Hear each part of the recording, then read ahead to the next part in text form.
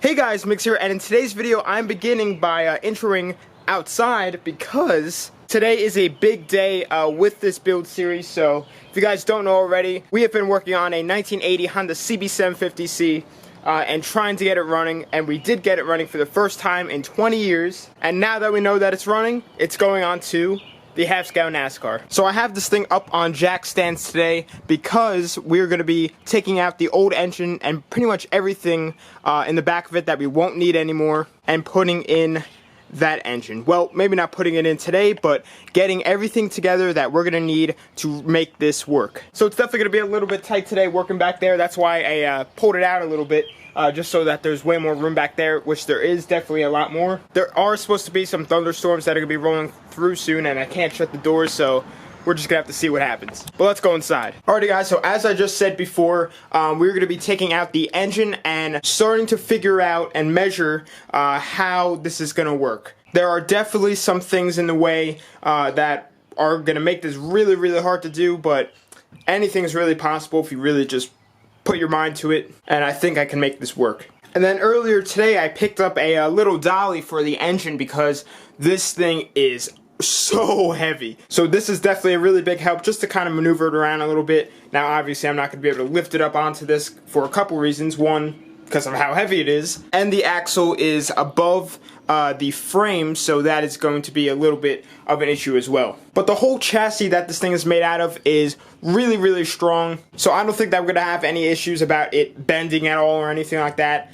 And once I get the welder, which is coming soon, possibly in this video, I don't really know yet, then I might reinforce it a little bit with some extra tubing and everything like that. So guys, to start off today's video, I want to begin by taking out the first heart this cart has ever had, the Honda GX 390, which has done a great job since I've had it. It still runs great, so I'm probably going to use this for a future project. And it does make some pretty good power. So what I'm probably going to start off by doing is taking off my custom exhaust system that I made and unhooking all the wires and everything from the battery and the ignition over there. And then I can begin by going under it and taking off the engine mounts, and that is why I raised it up, because if you guys don't know and haven't seen this thing on the ground yet, it seriously has like a ½ inch ride height. And that's another thing that I'm going to have to do, is raise it up a little bit. In the front, it has these brackets, like little tiny control arms, that the previous owner, I'm pretty sure, said that I could just flip upside down and it'll raise it up a little bit. I still haven't really checked out the back here, but I'm sure we can make it work. And once again, this is my first time ever doing a build series like this. I've never fabbed up anything like this before, so I'm going to take it easy. I'm not going to try and get this all done in like a week or something, because it's definitely going to take some time, but the outcome should be well worth it. But anyway guys, that's enough talk. Let's get into working and begin removing this engine.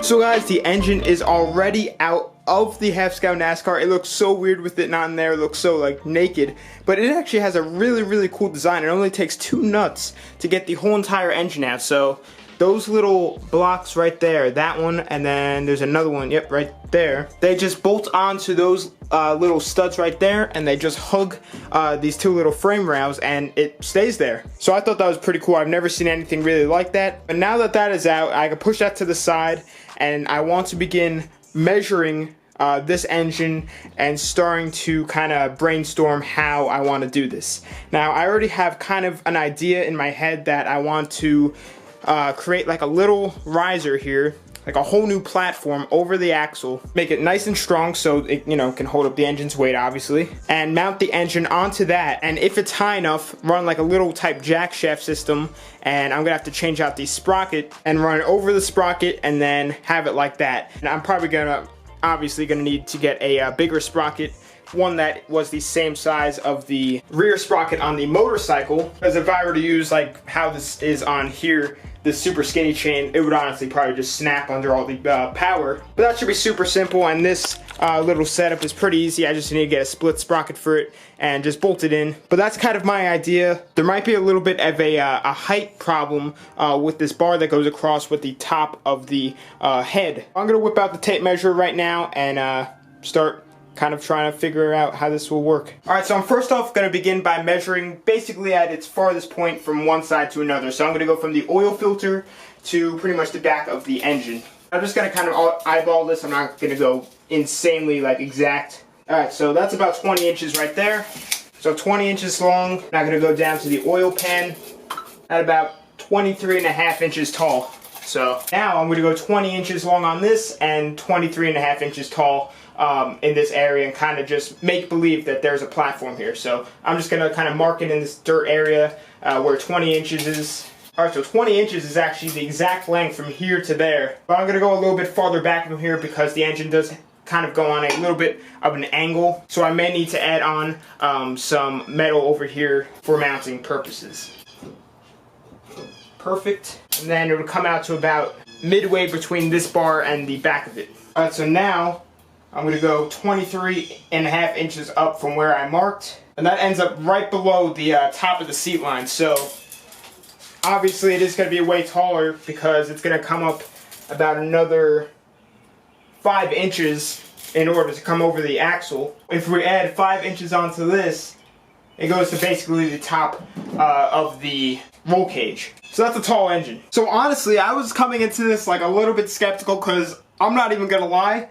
Today, when I rolled this in, this was my first time ever looking at the engine and the NasKart together like that. But honestly, I think I can make this work 100%. I just need to get the supplies. And with the deal with this whole bar right here, worst comes to worst, I mean, I might be able to cut it off here, then we won't have any issues of, you know, clearance or anything over here, and then I might be able to just lower it down just a smidge until the engine can clear it. It might be able to clear even with how it is right here. I'm just kind of envisioning it right now. And the seat, you know, isn't bolted up or anything, so it does lay back a good bit. But I do plan on making like a firewall, like a little like plexiglass window or something like that, just to keep any noise or fumes out from what will be the cabin. But that shouldn't take up that much space at all. But we do need to take everything into accounting. So this is kind of what I have in mind. Obviously, it's going to be way better because this is just little flimsy cardboard I found.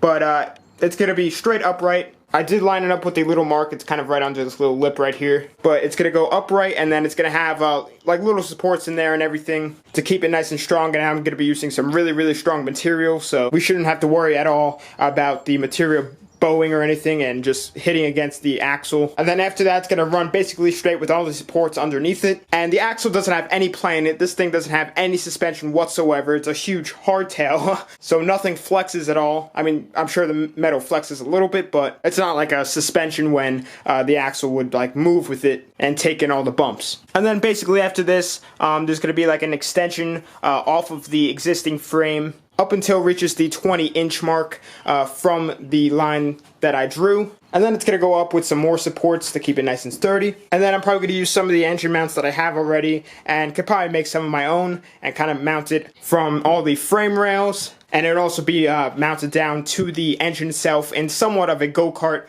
fashion, like how this was. It's mounted down onto the frame, and this will basically be the bottom of the frame from that engine, if that makes any sense. But I'm really feeling confident right now. I think it's going to work pretty well. But right now, I'm going to kind of draw up and make a better template, not just bend it how it looks good. But I'm going to draw all of the measurements and everything, so when I go to the store or wherever I'm going to get all of the materials, I know exactly what to get and exactly how much I need to get in order to properly mount this. So let's make a nice template right now.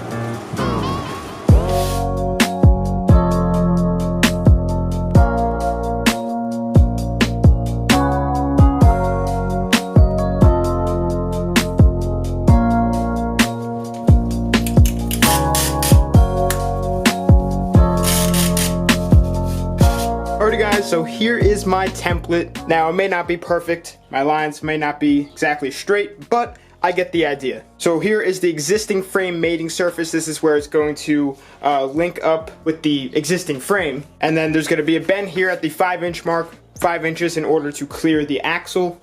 Now I'm probably just gonna bend this after I just talk you guys through this real quick.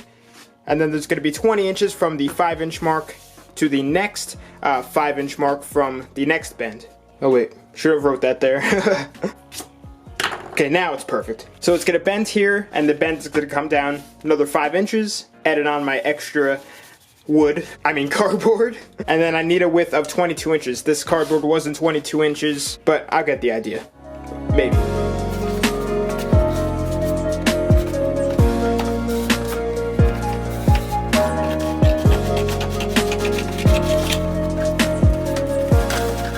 Okay, so here's somewhat of a better vision of what I'm seeing. And then just to show you guys real quick. Okay, this is hard to do with one hand. But from the bottom of the little mating surface, it is 5 inches from the top where the engine will sit. And then same goes for this side. And then I'm probably gonna have little bars that go across here and form a triangle, because the triangle is the strongest shape. If you look at a bridge or something, like a truss bridge or something, they're all built like triangles and everything. They have little triangular shapes in them because they can support the most weight. So I'm gonna consist that into the little engine mount, and then I probably will add some more bars here and there, probably within the bottom of the existing frame and the bottom of the engine mount. So I might be able to do this without cutting up the frame or anything. One more issue that there might be is the width. From here to here is 21 inches. I kid you not. And I need it to be 22 inches. But you can loosen up the disc brake and slide it over, and there is a good amount of space between there that it won't interfere with anything. And I can easily slide that over like 1.5 inches and have clearance for it. And then I can also move this bracket over a little bit to make sure that the caliper lines up with the rotor. The next day. Alrighty guys, so it is actually the next day, and if you guys remember the beginning of the video, I said the thunderstorm is going to be rolling through. Oh, they came through, and it literally poured for I'd say 12 hours or so. And I had to figure out a way to kind of keep the doors open, because I have the NasKart all propped out outside, and I did a really just thrown together tarp over it, and it actually worked, so that's good. But in that little break that I took, during the rainstorm, I did some research with steel versus aluminum, and talking to one of my friends that's going to be helping me after this, because he has knowledge with metals and welding and race cars and everything like that. And he said that 1/4 inch thick aluminum should be good enough to hold up the engine's weight, alongside with the supports and all of the engine mounts that's going to be accompanied by it. He said that should be perfectly fine, so hopefully it is. I really don't have any knowledge about metals or anything. I've never done anything like this, so I told him I was going to buy 3-inch thick aluminum, and he started laughing, so obviously I don't really know much about metal. But what I'm going to do right now is head to the store and pick up these supplies. Now, we're probably not going to begin actually fabbing up everything in today's video, because in next video we're going to be buying the welder and actually possibly mounting up the whole entire engine. So that should be really, really exciting. But I want to plan out everything and bring my little template that I made and have everything ready to just grind it out in here and get it done. So guys, let's head out to the store right now and see if they have what we need. So guys, I actually ended up not going to the store, and it is the next morning. That is because after researching a little bit more and trying to find what store I should go to, I was going to go to Lowe's or Home Depot or something, thinking that they would have it. They only have aluminum sheet metal, which is not what I need. That's this type of material that I use for the NasKart's old exhaust tip, and that is obviously way too flimsy. And unfortunately, there's no other metal stores around here that sell aluminum plate in the thickness that I need. I seriously searched everywhere, and no places have it. There's no even small shops or anything that have it that I know of. But luckily I did find a good place online that I believe I'm going to order, and I can have a custom cut to where I need it. So that is awesome. But unfortunately that's going to be putting us to a halt in today's video. I was really hoping to get all of the materials, but I'm pretty happy where we started off. We got the engine out and everything that we need basically pushed away until the edge gets put in. And I kind of mentally prepared myself for this job,